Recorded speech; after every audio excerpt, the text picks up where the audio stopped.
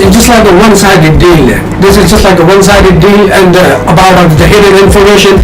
Why is it a one-sided deal? Because there was no local contract and there was no international tender. So it's only like a Chinese company which can handle. And there are some other reports awarded to some blacklist Chinese company, the Hanpu and the Union Power Hydro project as a prime example of this. So the money China is investing in the CPEC will direct coming back to China with the interest. There will be no toll-free. China trucks are exempted from paying toll. The CPEC is the only having the profit of like the profit from the CPEC will be in the toll tax, but China is in fact. So from this arrangement, China will not get a lot, and Pakistan will not get the premium of this. So Pakistan will incur a lot of expenses. Will Pakistan government have to bear from it from pocket, giving security to the Chinese personnel?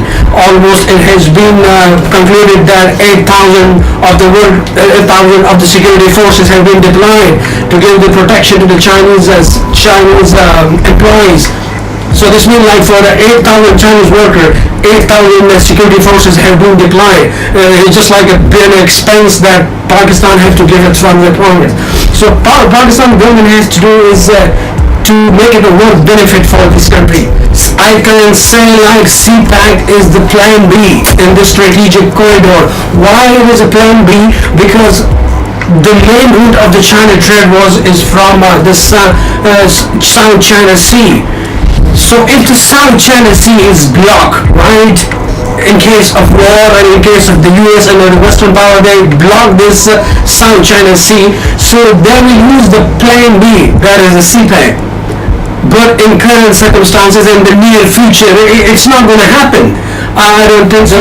The plan A will be failed, and after that, the plan B will be corridor. I think like China is very good enough to export their goods on the South China Sea with a fraction of cost, with a low cost. So why will they choose to export on a dangerous route like a CPEC?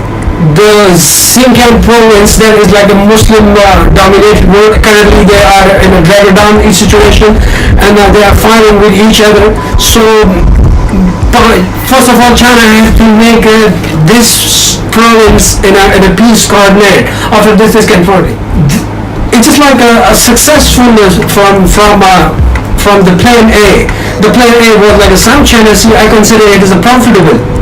And the PLA, like those kind of Uyghur and the ethnic Muslims that are living in the Xinjiang province, they're currently in a very drastic situation with the moment. Plan B will take a little bit of time, not a little bit of time, but I can say for a long time. So CPEC will not flourish for the next, I think, some time future. I think it's like an unlike situation in the near future. It's strategically good for China, but China is not in a hurry. But Pakistan need investment in like FDI that could reach in a hurry, and it can flourish their economy. 6.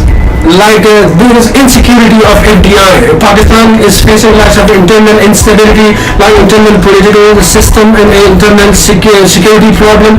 Earlier, as I said earlier, and I mentioned it again, that China is not in hurry. They are looking for the plan B, and Pakistan is considering it a plan A. I think it will take some time for the international investor to trust on the Pakistan security system and the internal problem. The high electricity rates is not make compatible the Pakistani product into international markets. So first of all, Pakistan has to work on its energy. When it's not working on its energy, the cost of production of the products that are going to be exported. So it is also the big reason like FDI is not coming. So it's also not good for Pakistan to give the China like a free trade agreement, FTA. Like a free trade agreement is not in favor of Pakistan, because the Chinese group will flood into Pakistan and currently on the streets everywhere China products are available easily, but Pakistan will send a very little. Pakistan cannot export a lot to China, because that's why I say like a win-win situation for